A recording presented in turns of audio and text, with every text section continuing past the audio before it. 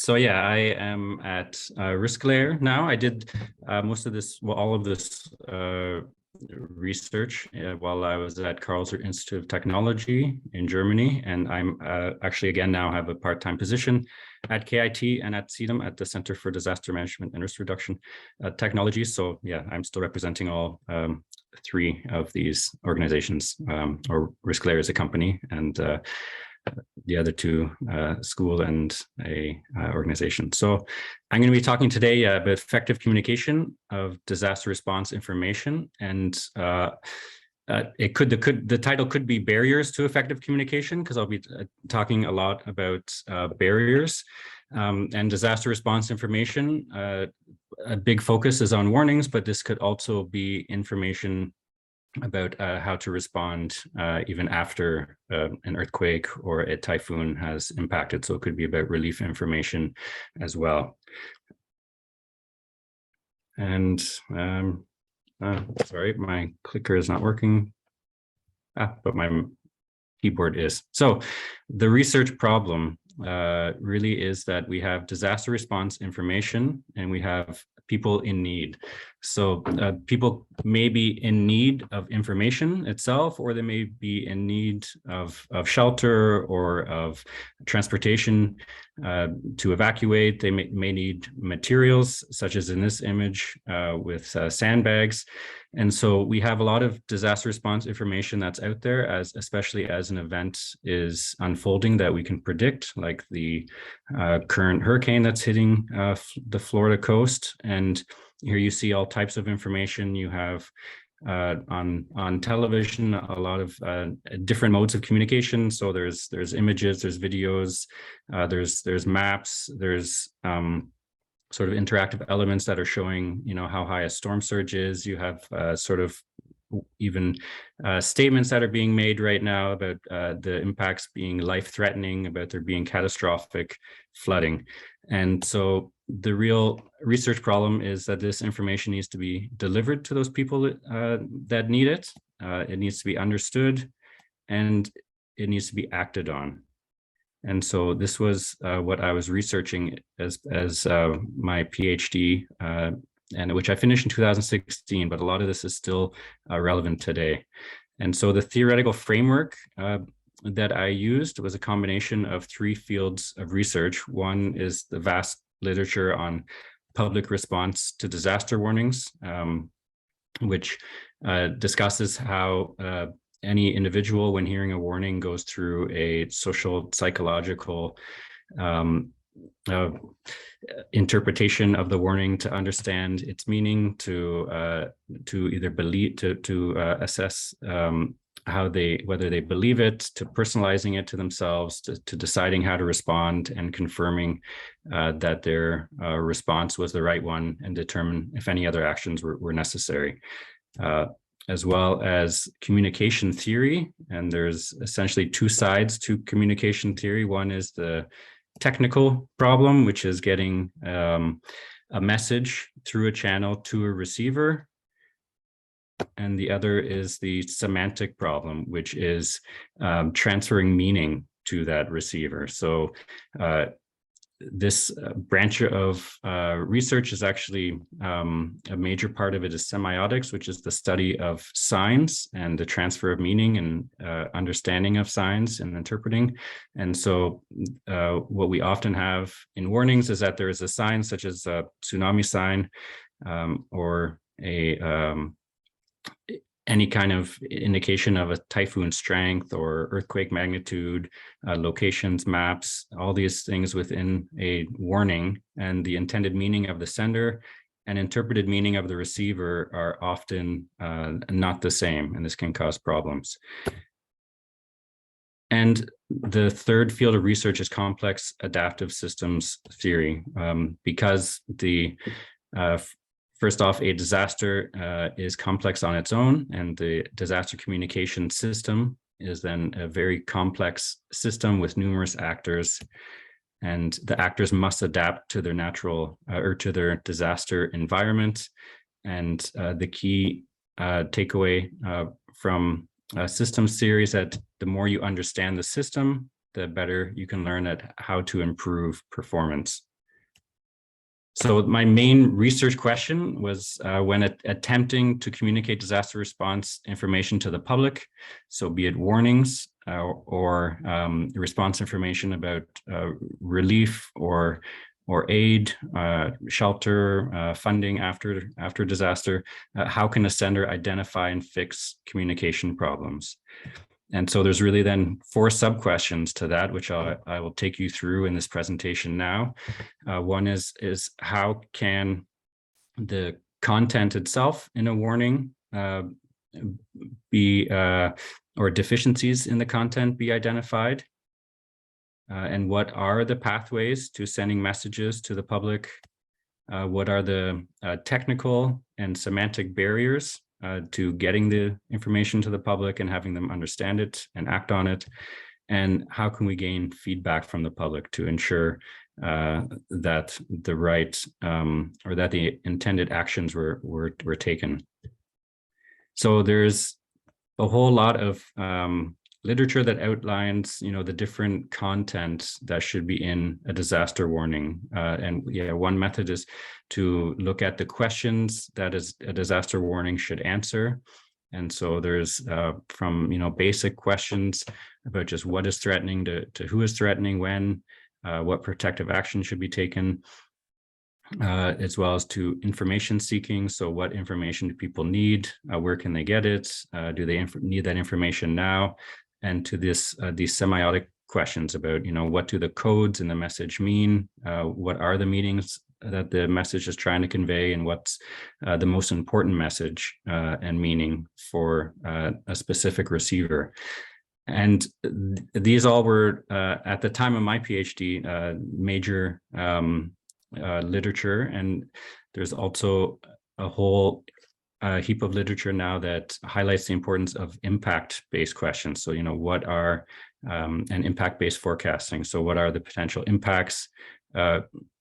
Who and what impacts, who and what may be impacted and how, when, where, and what's the severity and likelihood of impacts? And on top of this, there's also a lot of receiver characteristics. When they get a warning, there may be physical cues in their environment that determine whether they maybe believe the warning or not, whether they understand it as being actually a threat to them.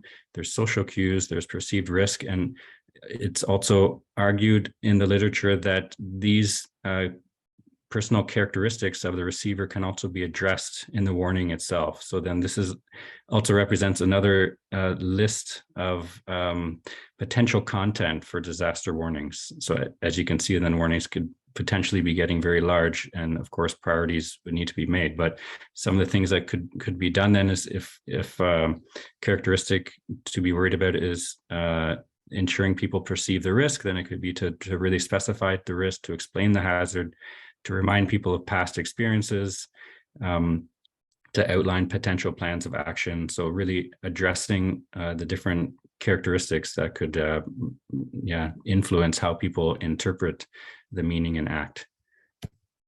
And then, so moving on to then pathways to get information to receivers, to the public, warnings to the public. The typical kind of communication model just shows, a sender sending a piece of information to a receiver, and it's just a one-to-one communication.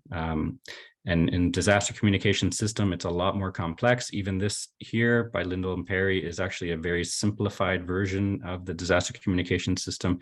But the important thing here is that you have intermediaries for the information. And these intermediaries may be at all these different types of groups, so scientific agencies, government, news, the public themselves, emergent groups, digital humanitarians who may not even be in the location, but may be providing platforms online from outside, and humanitarian agencies, and potentially others that I'm sure I have missed. And not only do we have these different actors, but each of these actors then are using potentially their own communication channel. So I won't get into all of these on the left here, but these are different characteristics of types of communication channels. So depending on the communication channel, It may allow for targeting of messages. So of course, face-to-face communication or not, so mass media. It may allow for feedback wherever there's two-way communication or not. And you can see that these images on the right provide a lot of different modes of communication. You have, color schemes being used, you have words, you have scales, there's videos. So there's a lot of redundancy in order to transfer the overall meaning to the public. But if you looked at a communication channel that was, say, face-to-face or radio, then a lot of these same things would not be able to be transferred, at least not to the same extent. And so that leads to then the first barrier, so which is information limitations. So this results in only a small amount of information reaching communities. It's greatest at the local level, where quick and simple channels are often used due to temporal constraints, as it's the last mile closest to the time that the actual hazard is going to be hitting. And so the typical channels that are used are face-to-face, text messages, social media, and megaphone. And this results in a loss of info. If you think back to that whole laundry list of content that a warning should contain, what we saw in the Philippines, for example, most people were warned by megaphone, and the megaphone was often on the back of a motorcycle. And so you look at all those different images that are currently being shown on CNN and whatnot about Hurricane Ian hitting Florida, and you have to somehow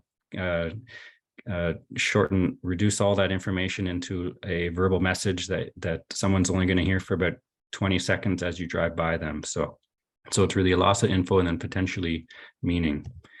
And the second barrier, although there's not really an order of these, is the perception of response actions. So the literature has said that a person's intended response is often more positively related to their perception of the response action than the hazard itself. So you could imagine if someone is this image on the right, if there's a forest fire, they may not have much experience with forest fires, but they understand that the action of evacuating will keep them safe. And so this is composed up of two important beliefs. One is self-efficacy, that if the response, for instance, that they're being asked to do is to evacuate, if they believe that they have the capacity to evacuate, to get to that shelter they're being told to do, they're more likely to do it than if they believe they don't have those skills and capacity. And the response efficacy, which is that the action they're being asked to take, such as evacuation, such as moving to higher ground or sheltering in place, that this will actually keep them safe. If they don't if they don't have both of these beliefs, then they're a lot less likely to implement the action. And an important barrier as well is uncertainty absorption. So this is an acceptance of a certain level of uncertainty, and it means that someone can arrive at a decision to listen to a warning or not, to evacuate or not, to make a decision, to stay in place, to leave, to travel to one shelter or the other. They'll make a decision without first getting all the information that's relevant to their decision making. And so this can happen because they have an urgency to act, and so maybe don't have time to collect more information. Maybe they trust in the issuers of the instructions, social norms and heuristics, so they may just see other people staying in place and think that they can just do the same, or heuristics, which is that they just kind of do what they've always done, that they just move to the second floor and they should be safe again in this typhoon, same as the last one. Or they actually are unable to obtain more information, and so they'll just make a decision without having all the information that they should have. And next one is situational impediment. So the point is that even when someone decides to act, actions may not be able to happen the way they want. So these are actual like physical barriers that are preventing people from implementing response actions. So they could have a lack of resources. So they could lack cars or even money. It could be the proximity to hazard. They may feel they're too close to the hazard to actually get around it and travel to shelter sites. Their social role, they may be caretakers and feel they need to stay in place to take care of others that are unable to evacuate, or they themselves may have a disability. And but in the end, these couldn't also be perceptions of these barriers. So these could be more or less accurate. So one thing is that they may believe that because they can't have a car, they can't travel to evacuation site, where they didn't realize there actually are bus routes that are available. So these providing information about how to avoid situational impediments is also important with warning messages.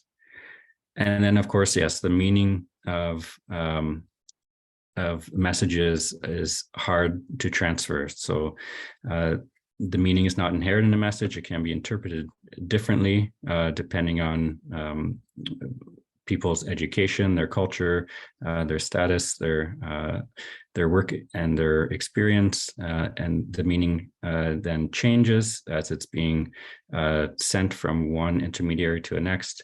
And the meaning is also based on social context. So if it's nice and sunny where someone is, even though they're being told that there is something coming, they may just look at their surroundings, or they may look at the fact that no one else is evacuating and decide that they won't as well.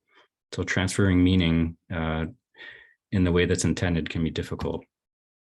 And so just an example,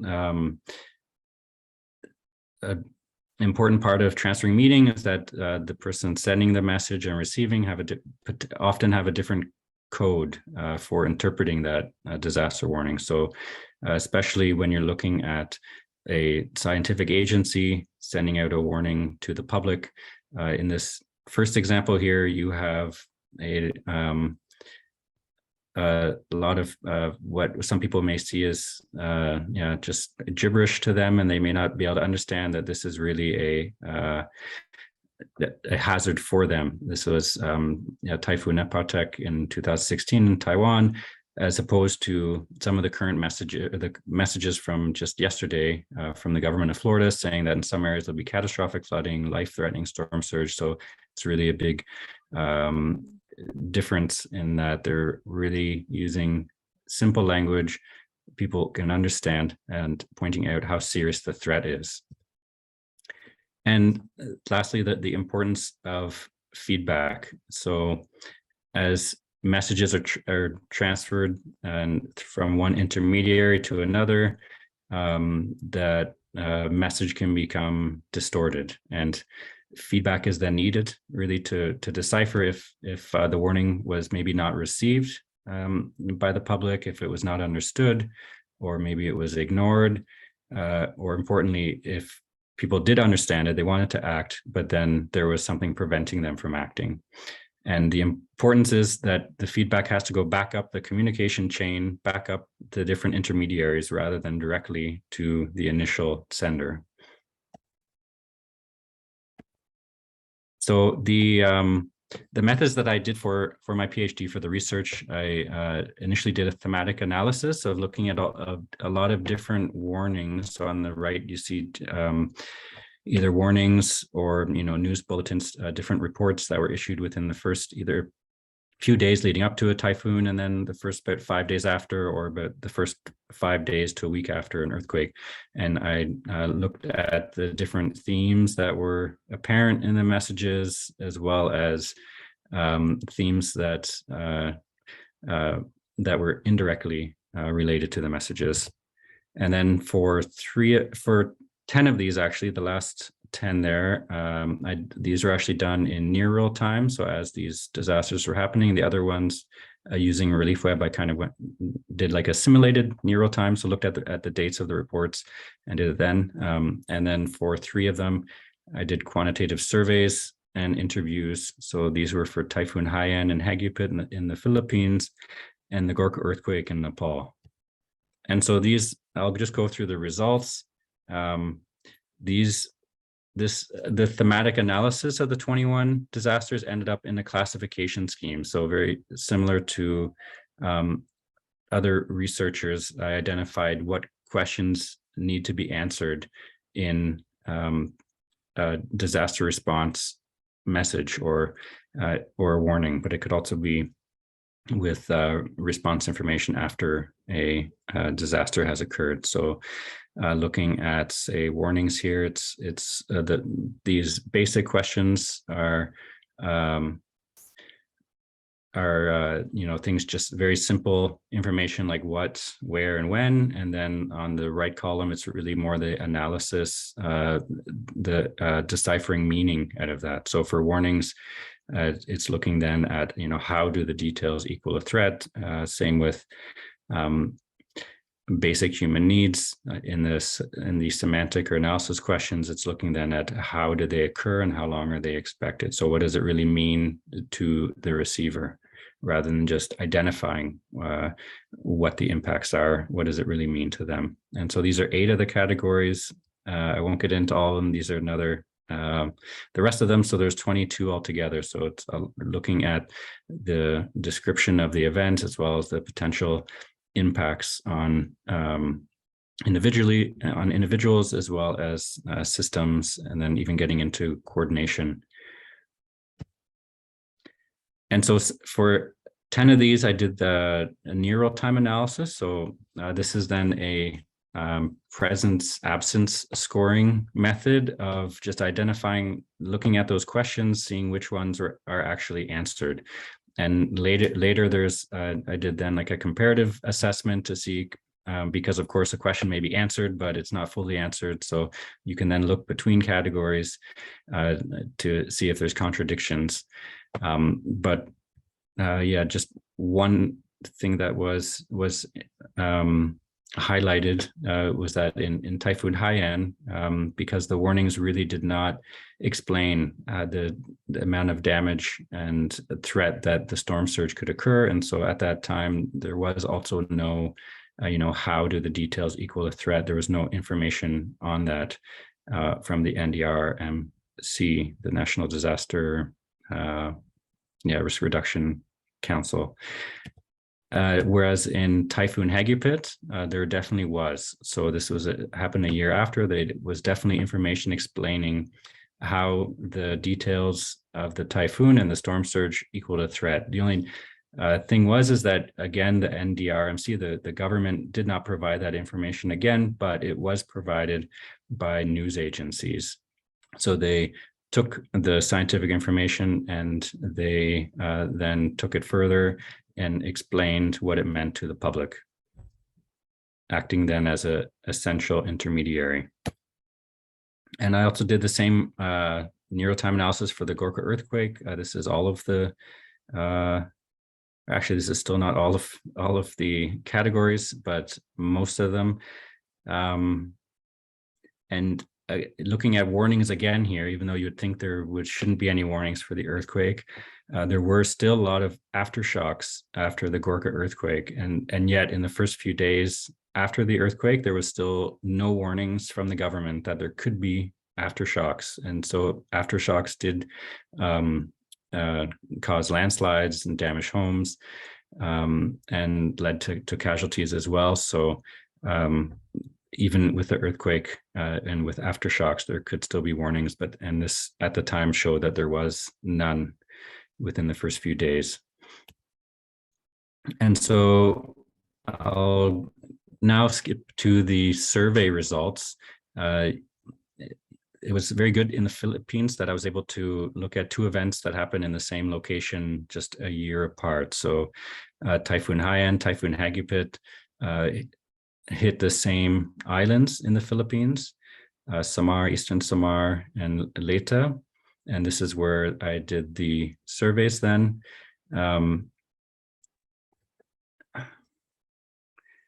Yeah, and what was important then is that because in Typhoon Haiyan, storm surge caused so much destruction, then yeah, it was assumed that, of course, people should understand the threat of a storm surge a year later. And so one thing was to really look at how those storm surge warnings were getting to people. Also, just worth noting is the evacuation. So at the time that Hagupit was making landfall, or just before, it was also a super typhoon. So people really should have been evacuating and worried of the destruction it could have caused. Once it made landfall, it really weakened to their benefit. So it didn't have as much an impact, but you can still see it had 40,000 total damaged homes, over 200,000 damaged homes. And this picture in the background, it's actually from Typhoon Hagupit as well. And if you just look at the evacuation, you can really see how Typhoon Hagupit was deemed a success, especially compared to Haiyan. So in Haiyan, only 3,600 evacuated, with almost 6,000 deaths, and Hagupit was almost 350,000 people evacuated and only 15 or a bit more deaths. And this was, the biggest evacuation in Philippine peacetime history. And so we wanted to see why it was a success. So we did, about 350 surveys of individuals, 67. We went to 67 barangays. So and interviewed the local government officials in each of them. And we went to the municipal government, the provincial government, and some other key informants. So I'll just go through some interesting results, not all of them. That, of course, some of them may be obvious too, that before and after the typhoons, there was a big change in the communication technology that people had access to. However, after Hagupit, there was still a lot of mobile phones that people could use because it wasn't as much damage. And before both of them, people really learned of warnings and were using television and radio to get their information.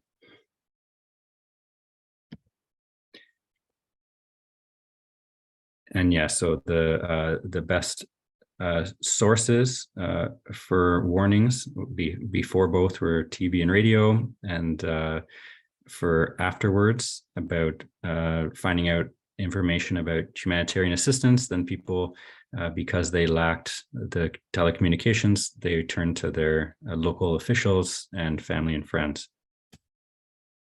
And their perceptions. So for Typhoon Haiyan, the top 3 reasons against evacuating was that people thought their house was safe, they did not expect major impacts, and they wanted to secure their property. And so of those that did not evacuate, 70% thought they should have in hindsight. And so we asked those same people then why the warnings failed to convince them to evacuate. And it was really shown that it was semantic issues. So as in the meaning of, the threat of the warnings was not explained, was the first. The threats were not emphasized. And both of those at 67%, 57%, only 12% people said that they did not receive the warnings. Only 6% said they lacked instructions, and only 4% said the warnings came too late. And so it just highlights the importance of the semantic issue in warnings. And just to take it further, that in another question about the greatest challenge to finding information before the typhoon, it wasn't about channels or getting the information, it was understanding the information that they received. And so what was unique in the Philippines was that that is different than with Typhoon Haiyan, but for Typhoon Hagupit, we had the nationwide operational assessment of hazards. So NOAA creating they had a list of localities that would be affected with an estimated storm surge. And so these localities, anyone could go onto the website And some of them that you could then click on, and you would see a map showing storm surge heights with the height of many Pacao shown there to give people an indication of how high they would be. And what was unique is that this information was only available online. So one part of the study, we wanted to look at how the public who did not have internet access received online information, online warnings on about the storm surge. And so we followed then the flow of storm surge advisories. So we asked all of these different individuals at the different interviews how they got their storm surge advisories. And we found that 0% of people, of individuals, received the warnings from NOAA. And most of them had never even heard of them.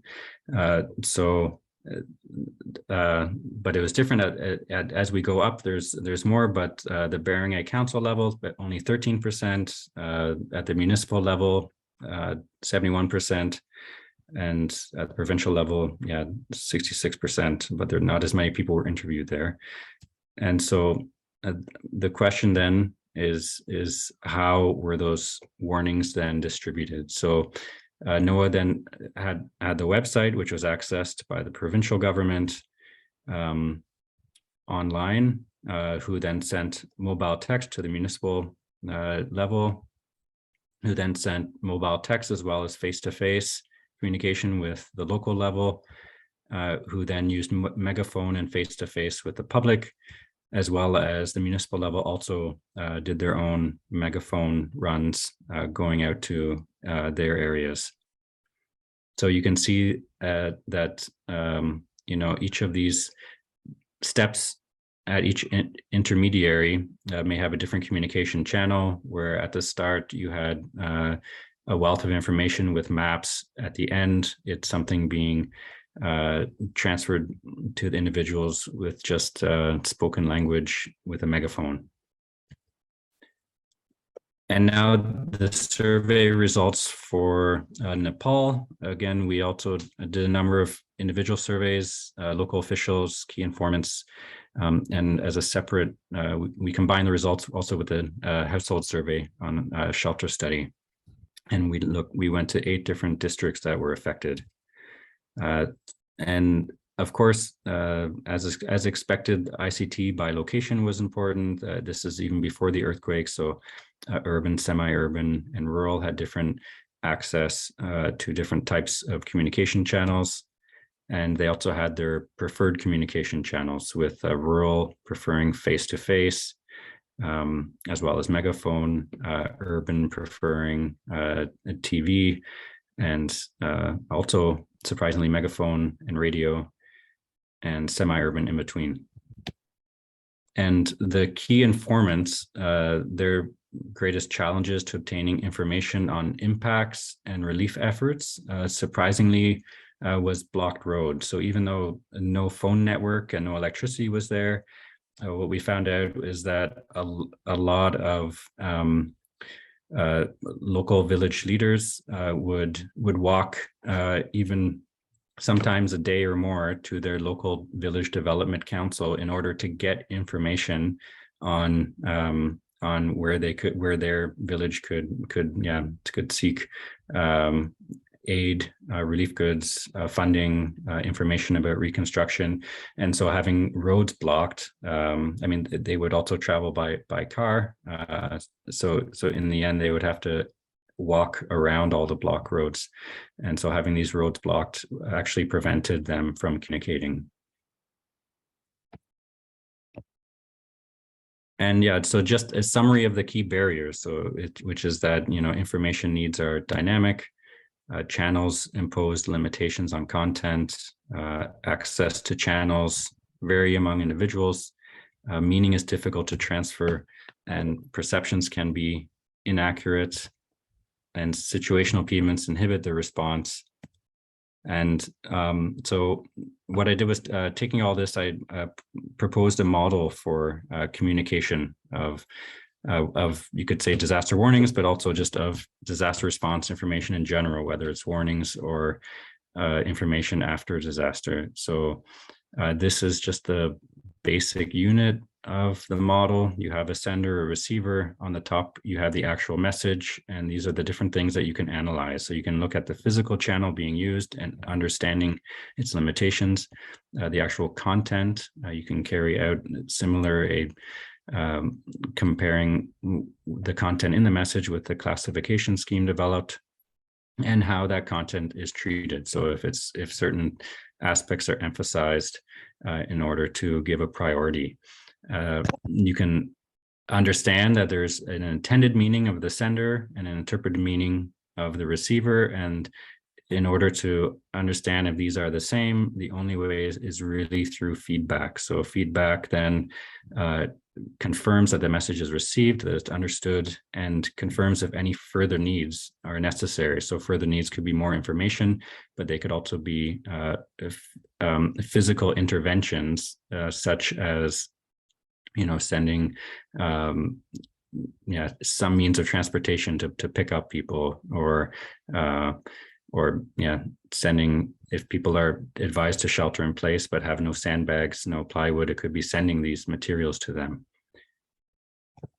And so, as we said, the disaster communication system is not just one sender, one receiver. It's a whole communication chain. And so just look at 3 different communication chains here. This is then the official intermediaries chain, which was witnessed.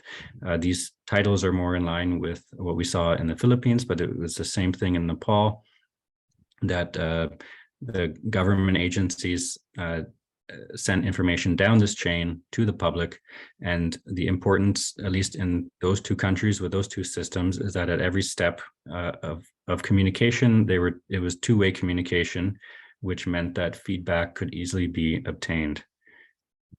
And what was also interesting is that I originally thought that every step in the process that the information is being sent, it could be somehow distorted, but the opposite was true, was that as the intermediary received the information, they were able to understand the context and then alter the message for the next person in the chain, so that when it came down to the very end of just someone sending a text message or going with a megaphone, they themselves understood what those people in that exact area needed to hear.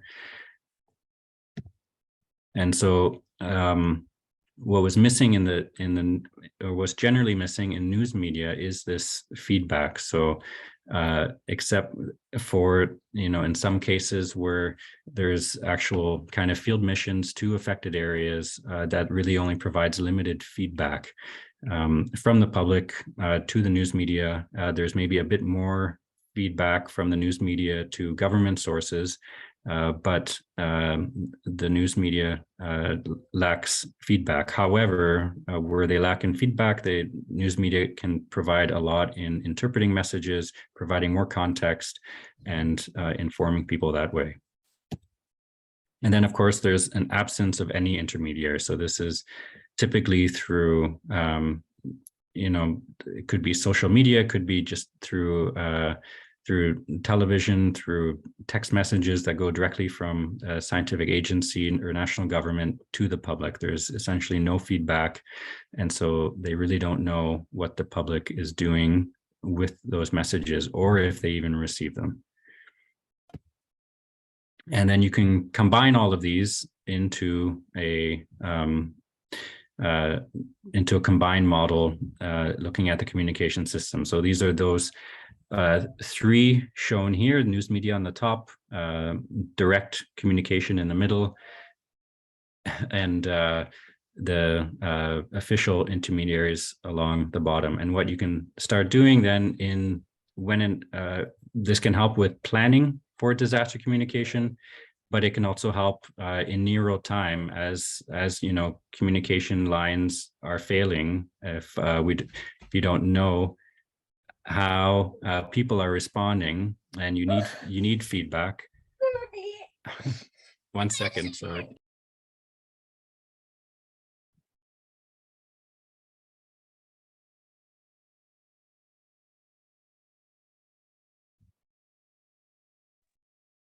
Sorry.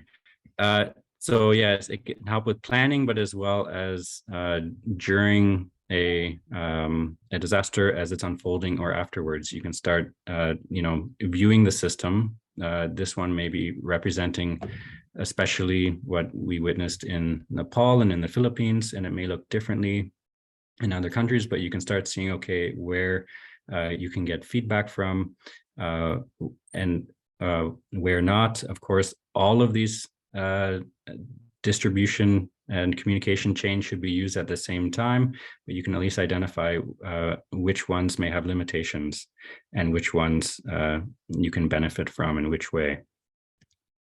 And so the application of that then, in sort of near real time, this is what we saw in Nepal, this was like the typical district level disaster communication system. And so you have the DDRC, who was the main overall authority in sending out information after the earthquake, connecting with communities. But you had district radio, which was extremely important and was actually getting through to people.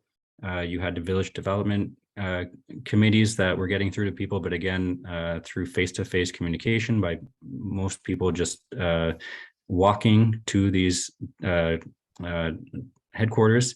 You also had emergent groups like Kathmandu Living Labs, and this became then extremely important in that they were collecting information directly from individuals about impacts. And so they were doing this, through social media. They're collecting it and they're mapping this. And the DDRC was then using these maps, providing this to the army, and police, and they were going out and same with aid agencies, and people were using these maps and then identifying even when they met the needs.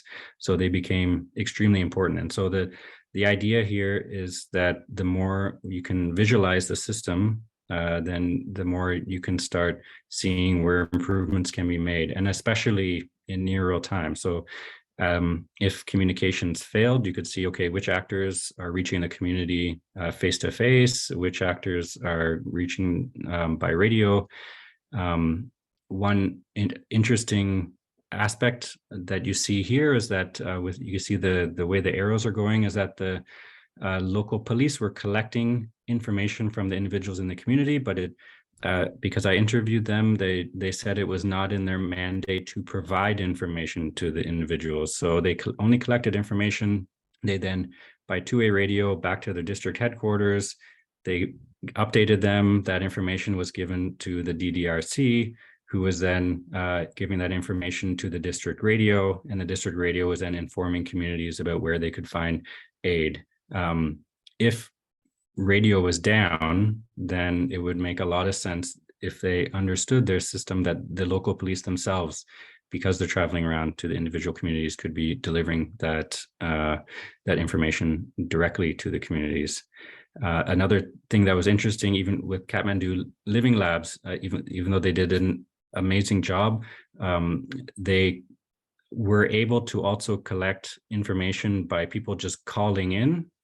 And so people didn't actually need smartphones, but their main way that information was coming in was through social media and through smartphones. So if someone didn't have the issue was that their actual phone number for Kathmandu Living Labs was not, would not have been aware to someone who didn't have access to their website. So if that's the whole point of a complex adaptive system, is that just one small change can have a great effect. So it could have been that if, the district radio, for instance, had provided people with this phone number that they could send a text stating their location and their needs, then that would have been mapped, given to the DDRC, and before they know it, there would be aid agencies or the army coming out to help them. So this is the idea, that the more you can visualize the system, the more you can make improvements. And I'll just check my time. I think I'll end there. That's basically all the conclusions anyways. So I'll leave it here with the final words that the more you can visualize and understand the system, the better you can make improvements. Thank you.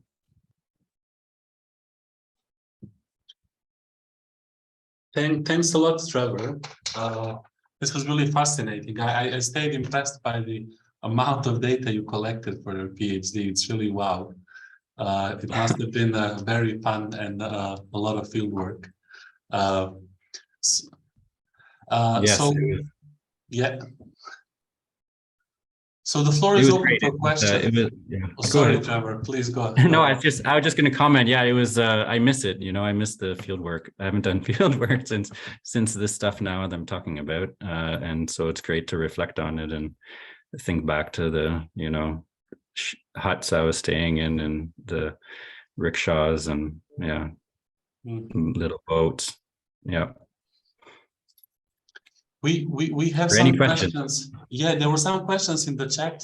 So Lisa, do you mind saying your question, or I should read it out? No, that's fine. I'm always happy to talk. Generally speaking, I'm generally speaking. So one of the things that was mentioned when you were looking at the two comparative typhoons in the Philippines was that the messages weren't well explained, and then that was considered to be one of the key factors.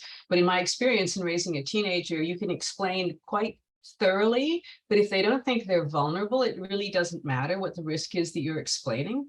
And so I wonder how much sometimes we as communicators think it's all about us.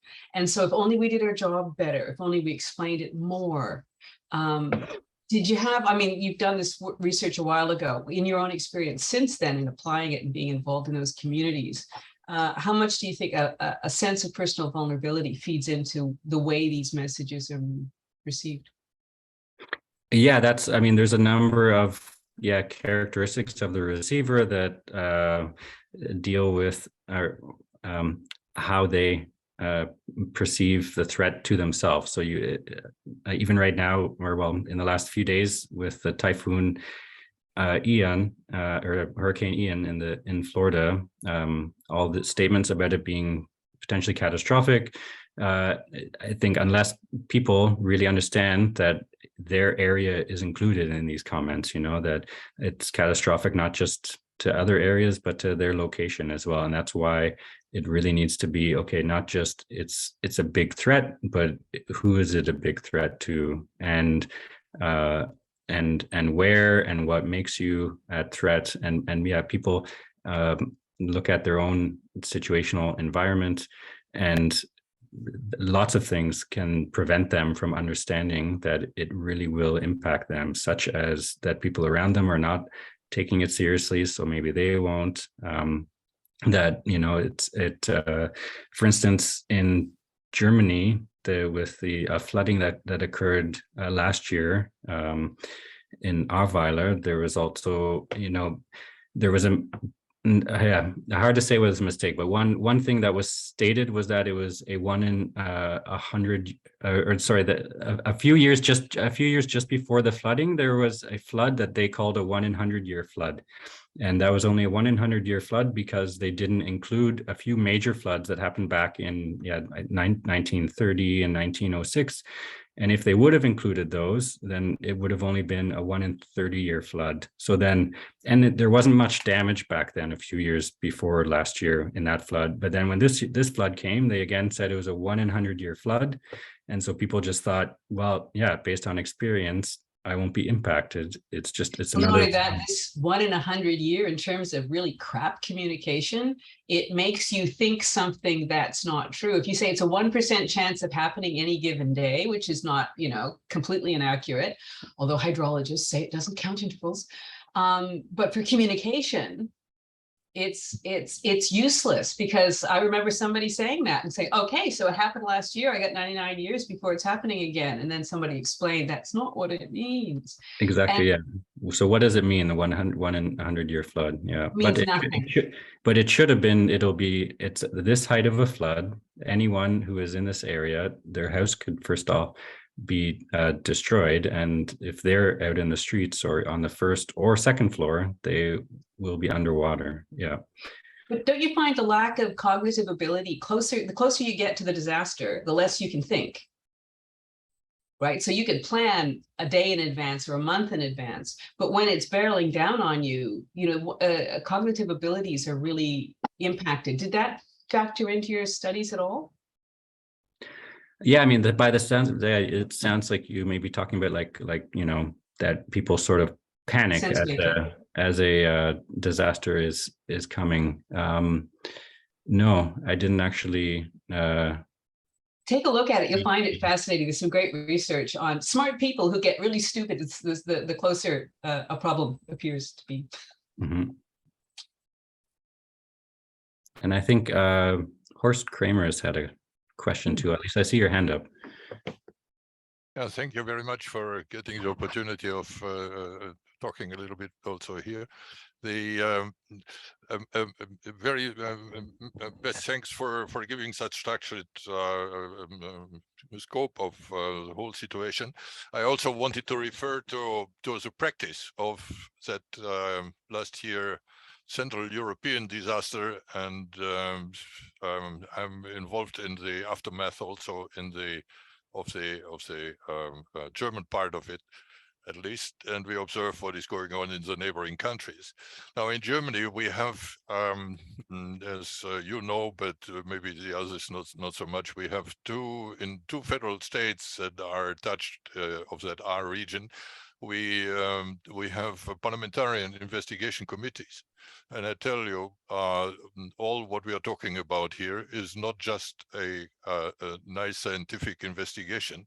In practice, the practical results of doing it or not doing it is something that is for this parliamentarian side, and also for the chief investigator of high courts, something, and the public authorities that didn't do as expected are in very bad shape. All that discussion is on content and action. Just let me add, because I'm involved in this quite a lot, and also that would be another story. But just let me also, in addition, just suggest that you also touch communication in post-disaster. What we are talking here is that early warning or acute warning or whatsoever. Communication after the disaster is something that especially we see now is on our feet. We don't have currently so big disasters, but nevertheless also in Pakistan where is now acute this monsoon flood with so many people dead and somehow lost their homes and everything. The post-disaster communication is not well treated at all, not only in least development states, but also in so-called developed countries. For me, it's important to make that point that not everything goes right. What in a structural thing, I want to indicate that you a little bit stopped with semantics. The full semiotics is on syntax, semantics, and pragmatics. And actually, when in several of your slides, you said now there is that meaning is you give a list of actions, actually, not a list of meanings. And the action is what is that pragmatic side, Pierce, you see, not only the graphics semantics people, but you have to go to those people that also include and it's so evident in disaster that if you know something, that's nice, but if you don't do something, or also you say to act or inact, even inaction is a pragmatic term. So this has to be separated, and if we keep it there, then we are also on the digital side. We are able to model communication and action together, and kind of can make a wrap up or aftermath in a formal sense, not just in a text sense. So which information was done and on what action was taken on top of that investigation. That is the full story of that investigation committees and of the law cases, not only here but also in Switzerland. There's a rockfall which kind of keeps legal the legal side, justice side, very active. Thank you for this, and let's keep in contact on that because it's a permanent problem. And I give a link in the chat for doing so. Thank you very much. Yeah, thank you. Maybe just to comment on what you're first talking about, the importance of post disaster in communications. I mean, one of the reasons I started the research was to look at just what information is available in the first few days after disaster. And the idea also is that this type of, near real-time data collection and assessment can be used not just to inform that current disaster response, but it can also inform then the kind of later on after action reviews and post-disaster needs assessments. Yeah, but I agree also that the focus should not just be on warnings, that a big part of warnings is also, what to do after landfall and after once you need aid. It's not just about getting out of the way of a hurricane. It's also about what to do to recover. So already in warning messages, such information can already be provided. So thank you. Yeah, if I may also touch that question of Lisa with the teenagers. The teenagers is one of these very lot of facets of society, especially people with special needs, of like handicapped people and women, gender aspects, and migrants in the disaster. Also in Germany, cultural problems. These need to be taken account because the reality is really very complex in such sense, and that took me to the thought we need of course to talk about sender responsibility on one side. That is what in Germany with the authorities was absolutely not clear. They said we didn't actually. There was not clear who is responsible to do what.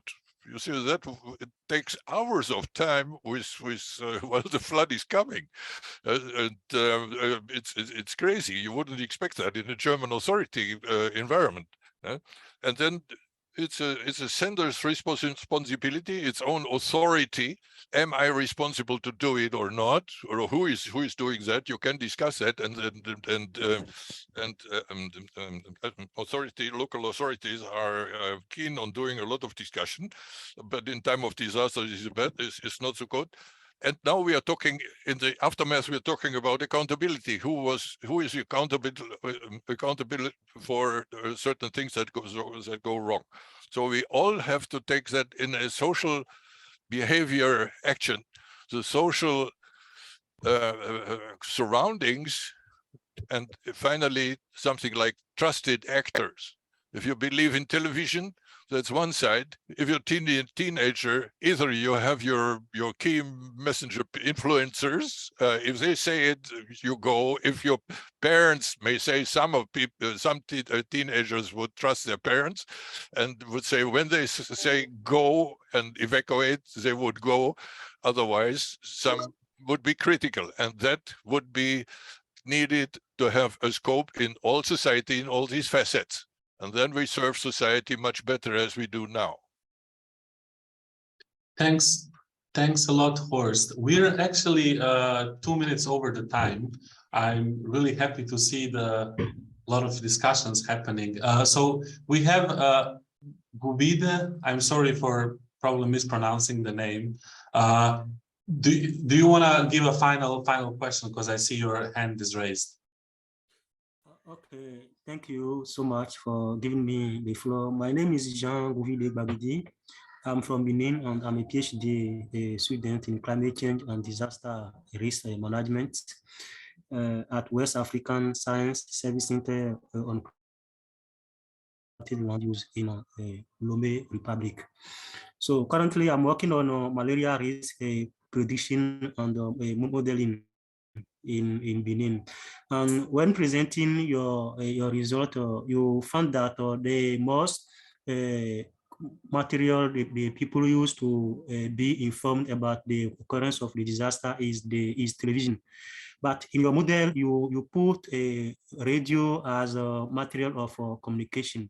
So can you tell more about this? And also, I would like to ask, because when you present the high percent of the population say that they are not aware, or they are aware about the disaster, but it's not good, well explained. So it is for that reason they are affected. But in Benin, the problem we are faced here is what? Even the population are informed or was informed, they refuse to leave the place, the disaster, the prone risk area. So I would like to know if you face this issue from your part. Thank you so much. And yeah, sorry, could you just repeat the first question again? I didn't catch the last part of it. I understood that, yeah, that TV was the most used for obtaining information, but what was the question then? Yeah, you said that TV is the most material used for communication. And in the model, as a mean of communication, you put a radio. So I would like to know, why not, if TV is the most communication,